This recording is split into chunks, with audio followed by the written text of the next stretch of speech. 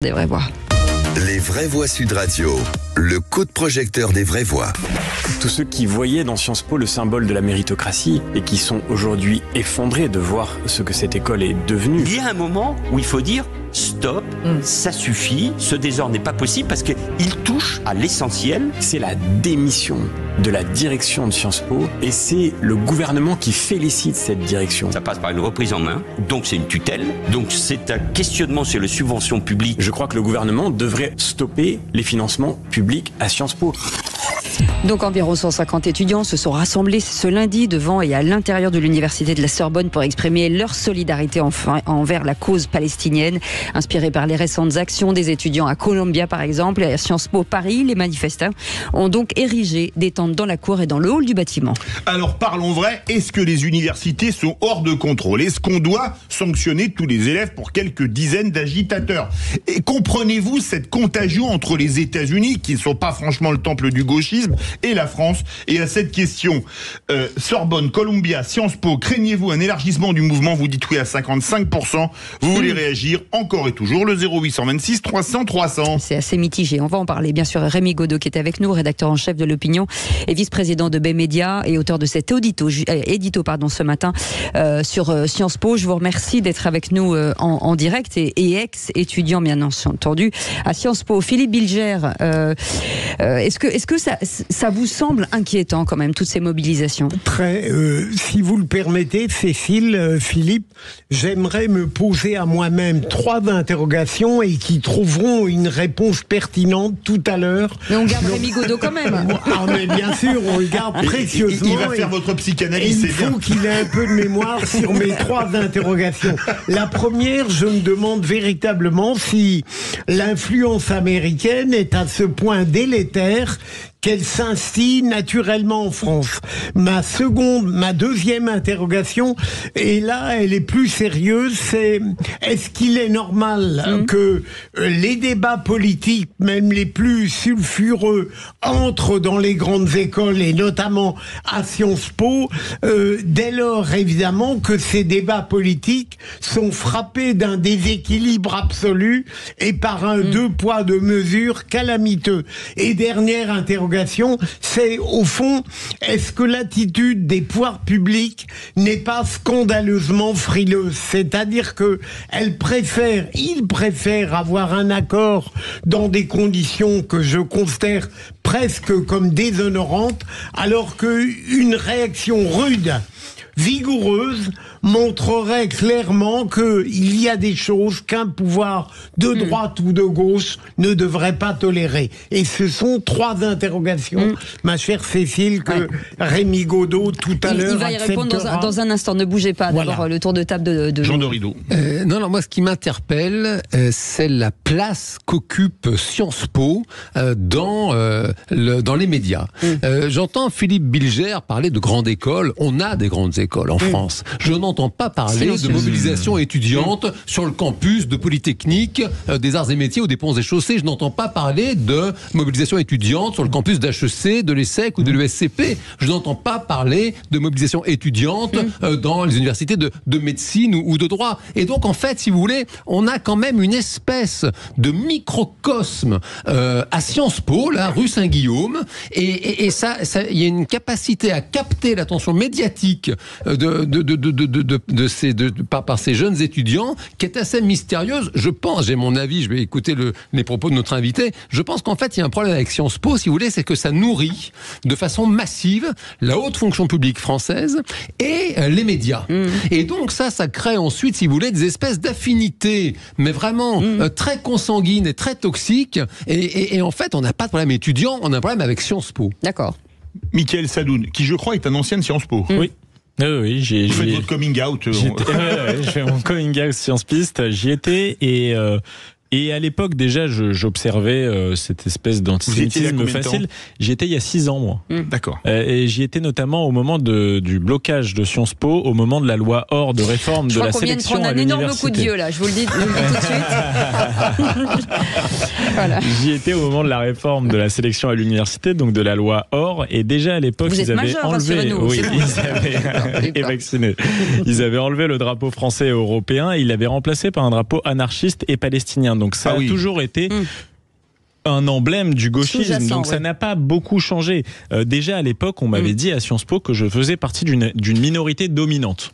Ah, quand même. C'est comme ça qu'on m'avait dit. En cours, je me souviens aussi que j'avais débattu avec quelqu'un qui disait mais pourquoi est-ce qu'on peut dénoncer le terrorisme islamiste et pas le sionisme? Et j'ai pas de problème, j'ai débattu avec ces gens-là pendant 2 ans.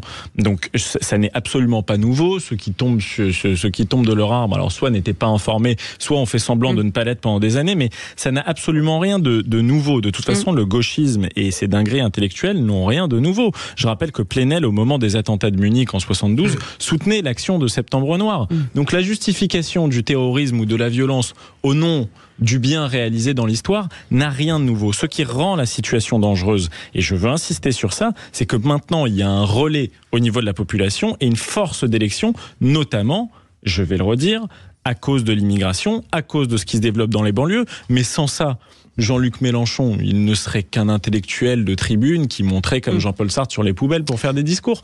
Mais ce qui le rend dangereux, c'est qu'il y a aujourd'hui une réalité électorale derrière ça. Bon courage, Rémi Godeau. Rémi Godeau, je rappelle que vous êtes rédacteur en chef de l'Opinion et auteur de l'édito du jour sur Sciences Po. Vu votre chevelure, on a la même. Ça fait plus de 6 ans que vous étiez à Sciences Po, manifestement. Comment expliquez-vous ce tropisme pro-palestinien à Sciences Po? Et on va élargir dans les facs américaines qui sont, excepté que pendant la guerre du Vietnam, pas les temples du gauchisme. Alors, j'ai pris des notes, je vais essayer de répondre à tout. Oui. D'abord, l'influence américaine, oui, elle est évidente. L'influence américaine, elle est évidente. C'est des États-Unis qui est venu le wokisme, c'est-à-dire cette manière d'appréhender la société en disant il y a des oppresseurs, il y a des opprimés, et il faut faire des groupes, et les oppresseurs ne peuvent pas parler avec les opprimés, et vice-versa. Ça vient directement des États-Unis, et ça inspire beaucoup toute la sociologie, pas que française d'ailleurs, européenne. Donc oui, il y a une influence américaine. Vous avez beaucoup parlé de débat, mais c'est là la question. Il n'y a pas de débat. Parce que lorsque vous avez une vision qui oppose opprimé, oppresseur, ou qui dit que les genres ne peuvent pas s'entendre, il faut faire des catégories, lorsque vous imaginez la société en clan, vous ne pouvez pas débattre. Et d'ailleurs, on voit bien, il y a des groupes de non-mixité, on n'accepte pas. Et donc, à Sciences Po, si vous allez aujourd'hui dans le hall de Sciences Po, je ne crois pas que vous alliez trouver des affiches, vous allez trouver des affiches avec le visage des otages israéliens à Gaza, parce qu'elles ont été arrachées et qu'il n'y a que des affiches pro-palestiniennes. Alors, une fois de plus, dire ça, ce n'est pas prendre parti et dire que il n'y a pas un bon, il y a d'un côté un bon débat, d'un côté un mauvais débat, ou une mauvaise ou une bonne prise de position. Mais il n'y a pas de débat.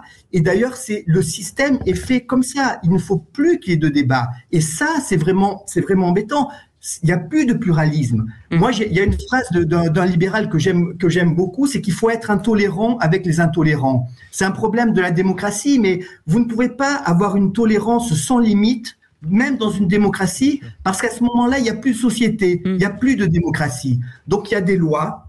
Aujourd'hui, les propos antisémites, l'apologie du terrorisme, il y a des lois, il ne faut pas laisser passer ça. Après, que les gens aient des points de vue, qu'on défende Gaza, qu'on défende Israël, pourquoi pas, mais franchement, là, il n'y a plus de pluralisme. Donc, bien sûr, on parle beaucoup de débat, mais il n'y a plus de débat à Sciences Po.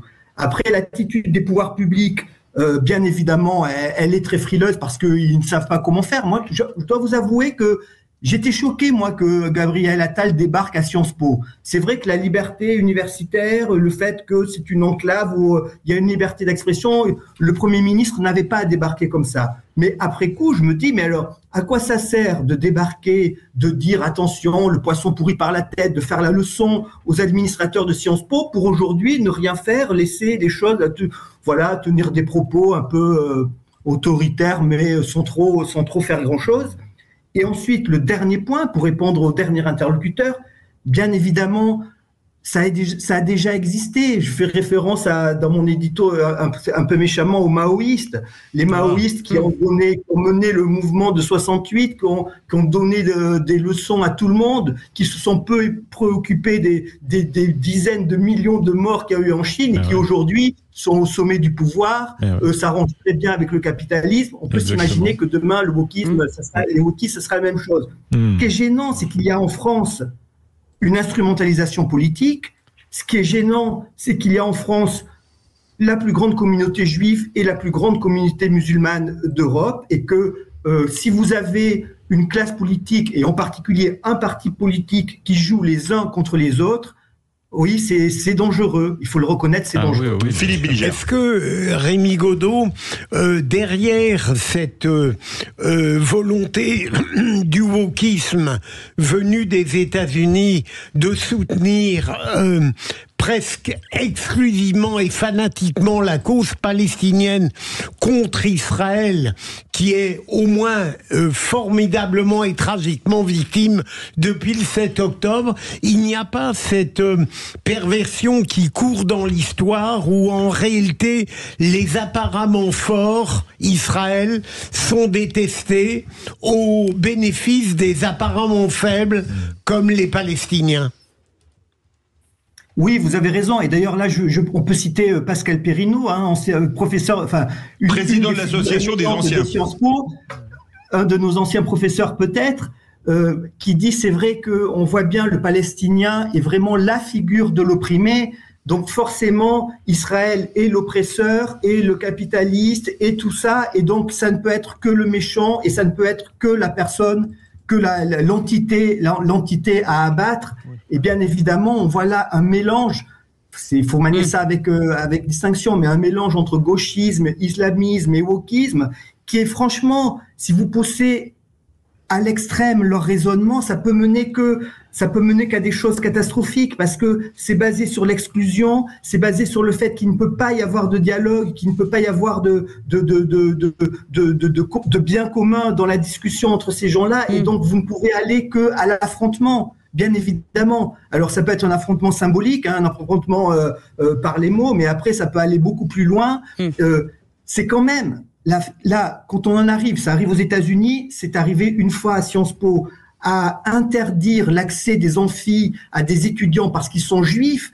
C'est quand même quelque chose de très fort. Et nous, on a connu ça en Europe dans les années 30. Donc on franchit quand même dans l'impossibilité de cohabiter, l'impossibilité de partager quelque chose, on franchit une étape qui, pour moi, est vraiment très dangereuse et voilà. Jean Dorido. Et effrayante. Je m'interroge sur cette particularité, cette singularité de Sciences Po. On a quand même beaucoup d'universités en France avec des campus dont on sait qu'ils peuvent être parfois très politisés. On a connu des grands mouvements à gauche, étudiants, Nanterre, avec des grosses mobilisations de l'UNEF, etc.